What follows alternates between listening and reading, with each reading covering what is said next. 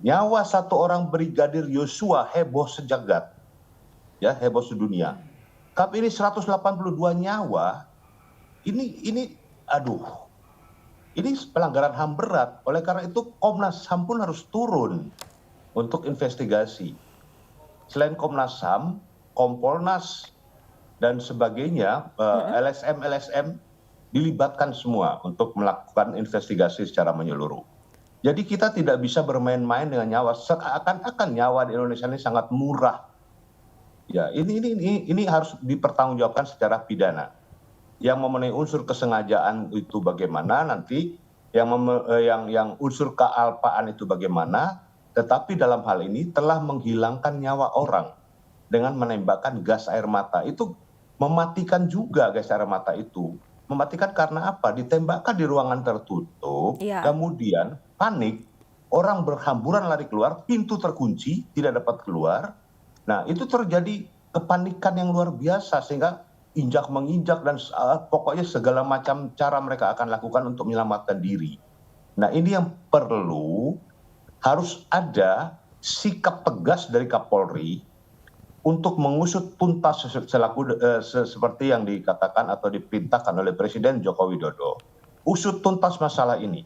Dan siapa-siapa yang bertanggung jawab terhadap masalah keamanan itu harus diproses secara hukum. Tidak bisa tinggal diam kita. Karena ini menyangkut 182 nyawa. Baik. Bukan 1-2 orang nyawa, ini 182 nyawa. Ini geger nasional ini loh. Baik. Ini harus kita perhatikan bersama. Bang Niko, logikanya jika FIFA memang sudah menerapkan aturan dilarang menggunakan apalagi membawa gas air mata, lantas ada miskomunikasi ataupun entah itu adanya kesengajaan, ada petugas yang membawa gas air mata. Logikanya, apakah petugas di lapangan bisa dikatakan memperbolehkan mereka untuk secara spontanitas menembakkan gas air mata tanpa adanya arahan dari pimpinan? Memungkinkankah itu? Seharusnya tidak boleh, harus ada perintah dari pimpinan. Oke.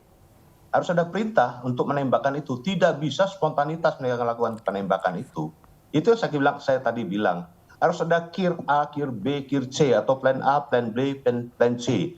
Dan komandan lapangan khususnya itu sudah tahu strategi-strateginya berdasarkan arahan dari komandan satuan atau komandan kewilayahan atau komandan teritorial itu. Untuk mengendalikan massa itu bagaimana caranya. Kalau dulu, zaman dulu, pengendalian massa itu menggunakan tameng, rotan, dan tongkat. Nah, sekarang cari gampangnya aja langsung pakai gas air mata. Ini menggampangkan sesuatu yang berakibat fatal. Ini harus ditinjau kembali, prosedur-prosedur itu harus ditinjau kembali, saya kira.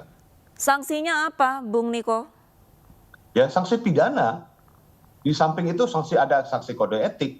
Sanksi kode etiknya itu bisa PTDH kalau ditemukan bukti bahwa itu penyalahan kewenangan atau di luar prosedur. Itu bisa PTDH kalau sanksi kode etik di kepolisian.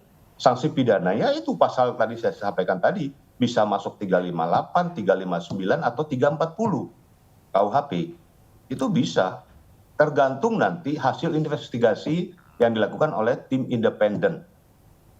Ini tim independen harus diturunkan. Bila perlu FIFA pun dilibatkan sebagai tim independen karena bagaimanapun juga PSSI ini terikat dengan aturan-aturan dari Federasi Internasional Football itu atau FIFA.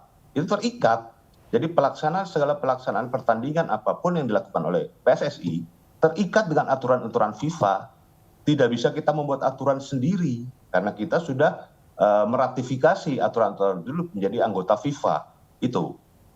Bung Niko, apakah Anda optimis dengan adanya nanti hasil dari tim investigasi akan menjerat seseorang yang harusnya bertanggung jawab ini ke ranah hukum pidana, ke arah pidana? Optimis tidak?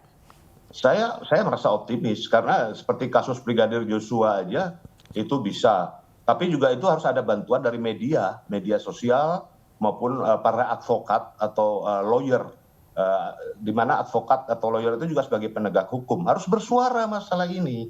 Tidak bisa kita tinggal diam supaya masalah ini tuntas, setuntas-tuntasnya sesuai dengan perintah Presiden untuk diusut tuntas. Nah, siapa bertanggung jawab apa, siapa berbuat apa harus diproses, tidak bisa didiamkan dan tidak bisa dengan kata maaf.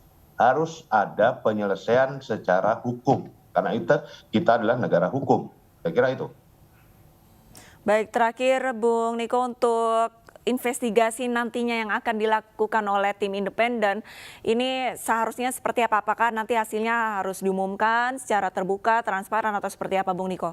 Terakhir. Ya harus transparan, terbuka. Ini kan era transparansi. Tidak ada lagi yang ditutup-tutupi. Jarum jatuh aja bisa ketahuan di mana. Jadi harus dibuka setransparan mungkin, seluas-luas mungkin agar masyarakat mengetahui apa sebenarnya yang terjadi. Dan juga agar para pimpinan-pimpinan yang ada di institusi Polri juga mengetahui apa sebenarnya yang terjadi. Nggak bisa ditutup-tutupi begini. Kalau ditutup-tutupi hanya percaya kepada keterangan versi A, si B, si C, ini tidak akan terselesaikan secara tuntas gitu loh.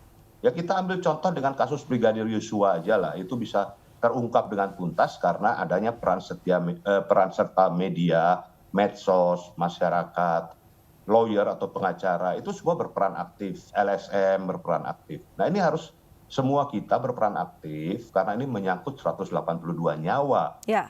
bukan 1-2 nyawa gitu.